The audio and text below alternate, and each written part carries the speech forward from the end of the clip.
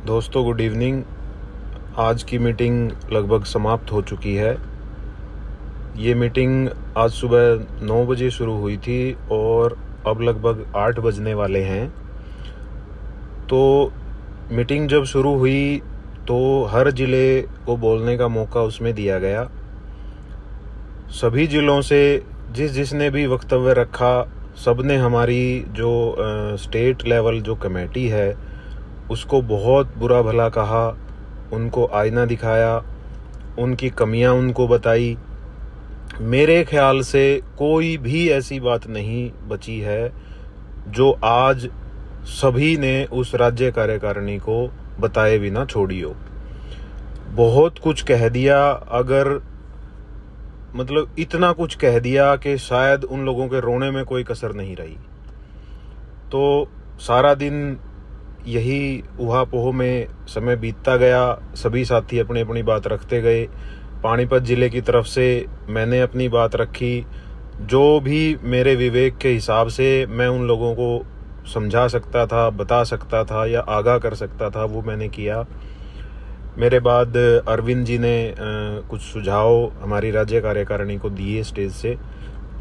उसके पश्चात शाम को स्टेज से ये हुआ कि एक कोई साथी खड़ा होके अपनी जेब में से प्रधान जी का इस्तीफा निकाल के कहता है कि जी प्रधान जी विक्रांत तंवर जी ने लिखित में अपना इस्तीफा दे दिया है और वो इससे अब अलग हो रहे हैं। तो महासचिव जी ने कहा कि नहीं, हम इस्तीफा नहीं देंगे, हम नहीं दे रहे हैं, कायर देते हैं इस्तीफा। इस तरह करके स्थिति जो है वो बिगड़ गई। उसके बाद स्टेज से एक किसी और साथी ने ये अनाउंस कर दिया कि पूरी की पूरी राज्य कार्यकारिणी को भंग कर दिया गया है और आज से अभी से ये राज्य कार्यकारिणी भंग है और हम दूसरी कार्यकारिणी को इसकी जगह पे बनाएंगे। उसके पश्चात फिर क्या हुआ कि ये निर्णय हुआ कि जो सभी हमारे 22 के 22 जिले हैं, उनके जो जिलों के प्रधान हैं वो लोग एक अलग से जाएं, अलग से मीटिंग करें और अपना निर्णय जो है वो कागज के ऊपर लेके आएं कि राज्य कार्यकारिणी के संबंध में सबका क्या निर्णय है।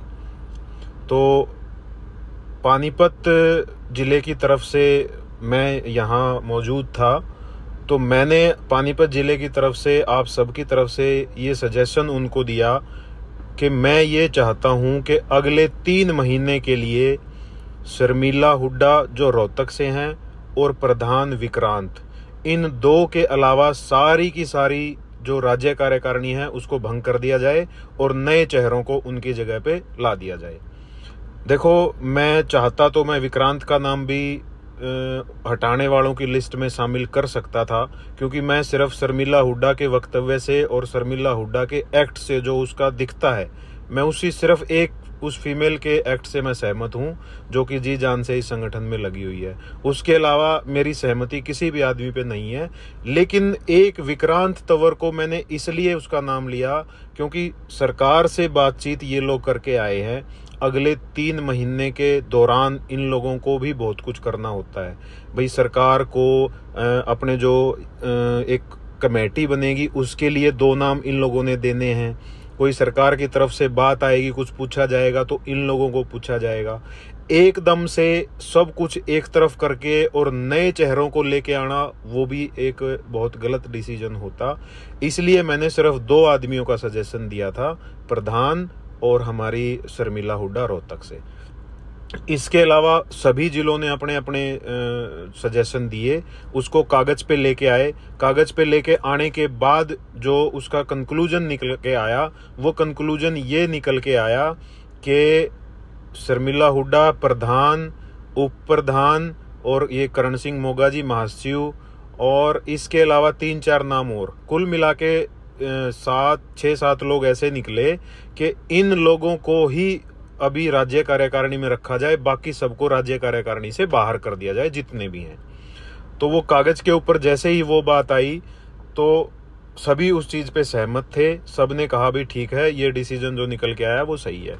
लेकिन इसमें और मेरे अलावा किसी ने ये नहीं कहा कि इनकी टाइमिंग कितनी होगी। मैं अकेला ऐसा था, मैंने उनको ये कहा कि हम इनको 3 महीने का समय देंगे जी।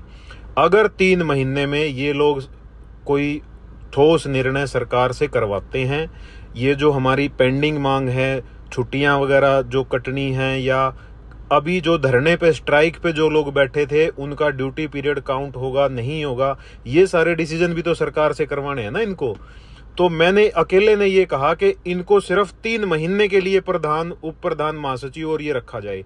3 महीने के बाद इनको भी हटा के एक नई कार्यकारिणी का गठन किया जाए, चाहे ये लोग उसमें दोबारा से आ जाएं, लेकिन एक बार पूरी की पूरी कार्यकारिणी को भंग किया जाए।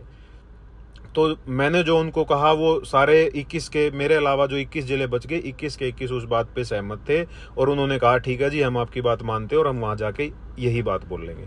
तो स्टेज से जो जींद से प्रधान थे साथी, उन्होंने जो ये डिसीजन निकल के आया था ये अनाउंस कर दिया गया है और इन 7 लोगों की एक राज्य कार्यकारिणी बच गई है, बाकी सारी राज्य कार्यकारिणी भंग हो गई है। अभी हमें ये कहा गया है कि आप हर जिले से राज्य कार्यकारिणी के लिए एक नाम दीजिए और वो नाम कल तक हमने देना है और जैसे ही वो 22 वो नाम आएंगे वो राज्य कार्यकारिणी में शामिल किए जाएंगे। उन लोगों से राज्य कार्यकारिणी बनेगी। उसके अलावा जो हमारा स्टेनो एसोसिएशन है, उस एसोसिएशन से पूरे हरियाणा के 22 जिलों में से एक नाम स्टेनो में से लिया जाएगा। ऐसे करके ये 23 लोग जाएंगे राज्य कार्यकारिणी में। तो ये नाम हमें बोला गया है कि ये कल शाम तक देना है। तो इस पे हमारे महासचिव अरविंद कौशिक जी और आप में से जो बुद्धिमान साथी हैं वो बातचीत करें और कल शाम तक ये निर्णय लेके आए कि हम किसको राज्य कार्यकारिणी में भेज रहे हैं। उसके अलावा अभी मीटिंग हाल फिलहाल के लिए ख़त्म हो गई है, कोई और निर्णय अभी नहीं होना है। और अभी कुछ लोग जो बातचीत कर रहे हैं वो अपनी पर्सनल डिस्कशन उन लोगों का चल रहा है माइक के माध्यम से। तो अभी मीटिंग समाप्त करके मैं यहाँ से निकल रहा हूँ। सभी साथियों को नमस्कार। Thank you.